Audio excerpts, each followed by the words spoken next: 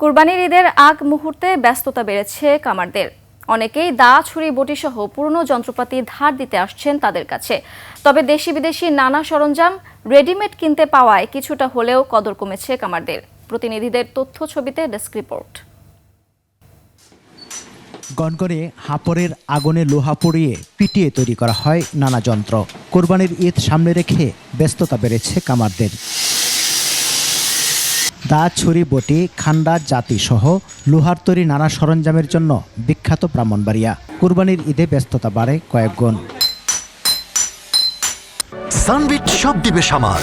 Sunbit magic press dishwashing এর মাথা ঘোরানো সলিউশন। বাজারে রেডিমেড সামগ্রী থাকলেও কামারের তৈরি সামগ্রীর মান ভালো হওয়ায় সবসময়ই এর চাহিদা বেশি। খাগড়াছড়ির কামারপাড়ায়ও চলছে বিরামহীন কাজ। সামনে কোরবানের মধ্যে তো আমরা এখন খুব ব্যস্ততার মধ্যে আছি। কোরবান উপলক্ষে ব্যস্ত বেশি, কাজের ভিড় বেশি, ওই জন্য কাজের চাপ। সকাল থেকে সন্ধ্যা পর্যন্ত কাজ করতেছি। অন্য বছরের তুলনায় মানিকগঞ্জে এবার ভালো নেই কামাররা।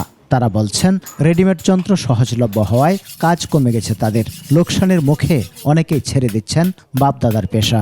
যেভাবে চলে তার চেয়ে একটু বেশি এখন বর্তমানে কাজ। আগেই এগুলা দাঁড় করে নিলাম, ছুরি, চাকু, চাপাতি।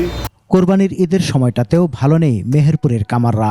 বলছেন বেশি দামে লোহা, ইস্পাত, কয়লা কিনে তাদের তৈরি সরঞ্জাম মার খাচ্ছে রেডিমেড যন্ত্রের কাছে।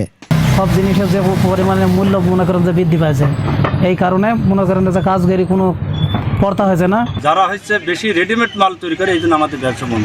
ধান কাটা মেশিনে, গম কাটা মেশিনে, সানি কাটা তাও মেশিনে, নিরানি কোটা যেটুকু হয়তো সেটুকু বন্ধ। লোহার দাম বেশির ক্ষেত্রে আমাদের ডবল দামে কিনতে হচ্ছে। পেশা টিকিয়ে রাখতে সহজ শর্তে ঋণ দেয়া সহ আর্থিক সহায়তার দাবি তাদের। সমর ইসলাম, ডেস্ক রিপোর্ট, 21 টেলিভিশন।